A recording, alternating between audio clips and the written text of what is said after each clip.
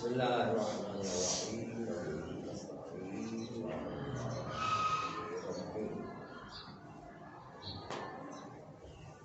مسئلہ صاحب عروہ نے جو پیش کیا ہے اذا کان موضع من بیتہ او فرشہ نجسا، اگر گھر میں سے کوئی جگہ یا فرش میں سے کوئی جگہ نجس ہو جائے، فورد علیہ ضیف، اور اس جگہ پر کوئی مہمان آئے، فباشرہ برطوبۃ المصریۃ، اور وہ مہمان اس نجس جگہ کو رطوبت مصریہ کے ساتھ مباشر ہو جائے، یعنی وہ نجاست لگ جائے، وفی وجوب اعلامی اشکال ہو، تو آیا جو گھر کا مالک ہے اس پر مہمان کو بتانا واجب ہے کہ آپ کے کپڑے میں نجاست لگ گئی ہے، آپ جس جگہ بیٹھے تھے وہ نجس تھی وغیرہ، اس میں اشکال ہے۔ تحقیق کا مطلب جو ہے وہ یہ ہے کہ اس مسئلے میں چند صورتیں بنتی ہیں کہ اس کو روکنا بھی واجب نہیں کہ وہ نجس جگہ جا کے بیٹھتا ہے، اور بتانا بھی واجب نہیں ہے کہ آپ کے کپڑے نجس ہو گئے۔ اس میں تو کوئی شک نہیں ہے، کیونکہ روکنا اور بتانا یہ دونوں کے وجوب کی دلیل ہمارے پاس موجود نہیں، صرف حرمت ثابت ہے وہاں پر کہ جب ہم خود سبب ہو جائیں اس مکلف کی نسبت سے، ہم تو خود سبب نہیں، مہمان خود جا کے نجس جگہ پہ بیٹھا ہے تو ہم جو ہے اس میں گناہگار نہیں ہے، واجب بھی نہیں ہے بتانا، اور روکنا بھی واجب نہیں ہے، صرف حرمت تسبیب بنسبت مکلفین ثابت ہے۔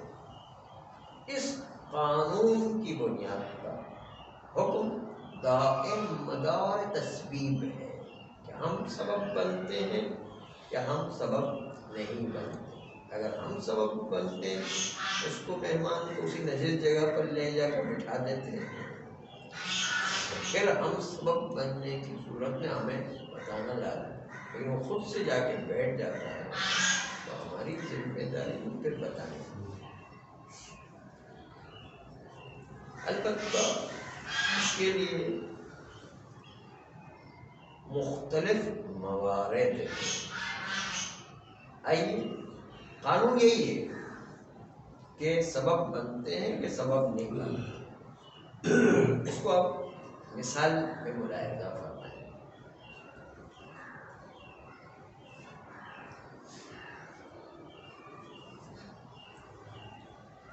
مثلا جو ہے ہم نے اس کا ہاتھ کھینچا مہمان کا، اور اس کا ہاتھ وہ بیسن سے دھو کر ابھی آیا تھا، گیلا تھا، اور کھینچنے کے نتیجے میں ہوا یہ کہ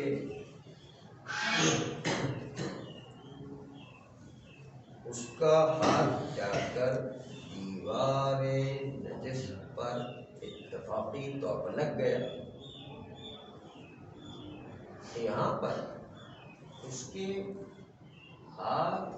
کے نجس کرنے میں میزبان سبب نہیں کہلاتا ہے، کیونکہ جان بوجھ کے اس نے نجس پر ہاتھ نہیں لگوایا بلکہ خود بخود اتفاقی طور پر پڑ گیا، اس نے تو جان بوجھ کے تھوڑی کوئی اس نے کھینچا تھا، ایسی اس کا اتفاق سے نجس لگ گیا۔ اس لیے یہ نجس دیوار پر ہاتھ لگ جانا اور اتفاقی طور پر ہاتھ لگ جانا یہ سبب نہیں کہلاتا اس کام میں. جب سبب نہیں ہے تو اس کے نجس ہونے کے بعد ہم پر واجب نہیں کہ اس کو بتائیں کہ تمہارا ہاتھ نجس ہو گیا ہے. البتہ بتانے میں کوئی حرج نہیں ہے لیکن بتانا واجب نہیں کیونکہ ہم سبب میں اتفاقی طور پر ساتھ لگ گیا ہے. اب ہم سبب بنیں گے اس کی مثال مد نظر رکھیں. ہم اس مہمان کو لے گئے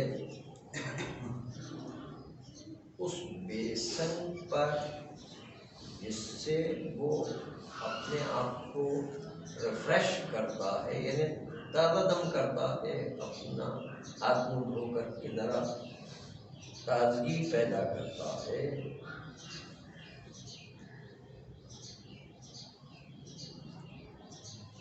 جب اس نے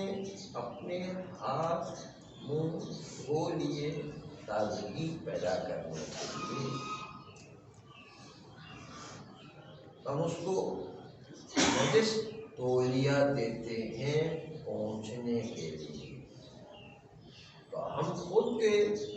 کو نجس تولیہ خود دے رہے ہیں سبب بن رہے ہیں اس کے گیلے ہاتھ میں نجس تولیہ دینے کی. پتہ ہے کہ یہ گیلے ہاتھ ہے اس کے باوجود نجس تولیہ دیں گے تو اس کے ہاتھ نجس ہو جائیں گے. تو ابھی اس وقت ہم سبب بن گئے جانتے بوجھتے ہوئے ہم اس کو نجس تولیہ دے رہے ہیں. تو یہاں پر اس کے ہاتھ کے نجس ہونے کو نسبت دیا جائے گا میزبان کی طرف کہ میزبان نے جان بوجھ کے اس کے ہاتھ نجس کروا دیے کیونکہ اس نے جان بوجھ کر کے جہاں پر تولیے کے استعمال کی جگہ تھی اس کو اس کے لیے رکھا تھا وہیں سے اٹھا کر کے تولیہ دے دیا جو نجس تھا. یہ جو ہے اس سے خود نسبت پائے گی کہ اس کا ہاتھ نجس پانا میزبان کی طرف نسبت رکھتا ہے. جب میزبان کی طرف سببیت ہو گئی تو پھر اب اس کو نجس ہاتھ سے کھانے سے روکیں گے. آپ جو ہے آپ کا ہاتھ نجس ہو گیا آپ اس سے کھانا نہیں کھائیں یا اس سے نماز نہیں پڑھے یہ نجس ہاتھ ہو گیا. اس کو نجس کرنے والا تو خود ہی میزبان ہی ہے نا. اب میزبان کی ذمہ داری ہے اس کو نماز نہ پڑھنے دے اس نجس ہاتھ سے کھانے نہ دے اور بتایا کہ آپ کا ہاتھ جو ہے نجس ہو گیا ہے کیونکہ اس کا سکوت سبب بنے گا کہ وہ نجاست والا کھانا کھا لے گا اور نجاست والی نماز پڑھ لے گا. سبب بن رہا ہے اس پر واجب ہے کہ جب نجس کرنے کا سبب وہ ہو گیا ہے تو اب سبب بننے کی اس پر اعلان کرنا بھی واجب ہے اور روکنا بھی واجب ہے.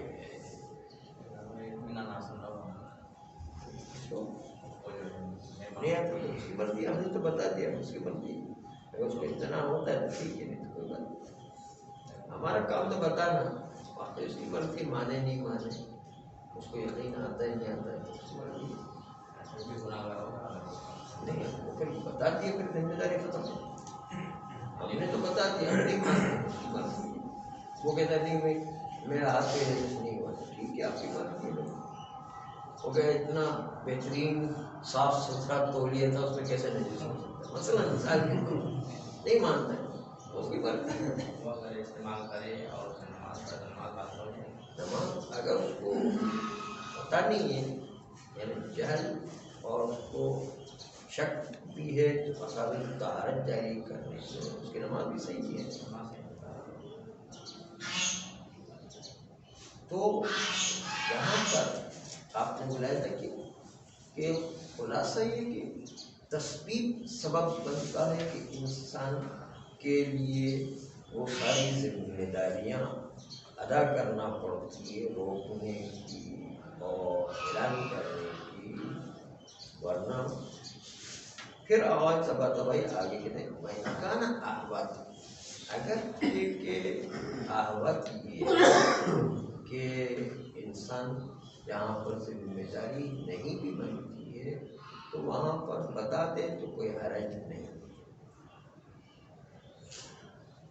وَكَذَا إِذَا أَحْضَرَ عِنْدَهُ طَعَامًا ثُمَّ عَلِمَ بِنَجَاسَتِهِ، اسی طریقے سے کوئی شخص کوئی نجس کھانا پیش کرتا ہے اور اس کو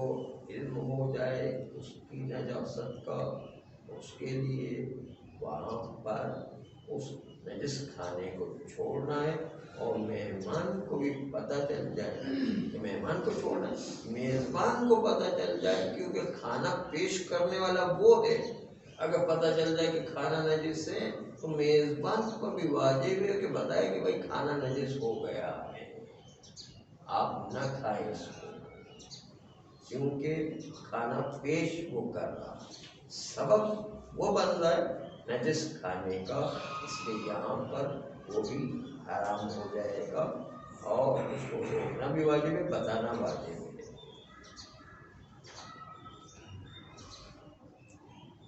اور وہی مسئلہ کہ اگر مہمان کے علاوہ کوئی تیسرا آدمی دیکھتا ہے کہ نجس ہو گیا ہے تو اس پر واجب نہیں کہ وہ مہمانوں کو بتائے کہ کھانا نجس ہو گیا ہے، کیونکہ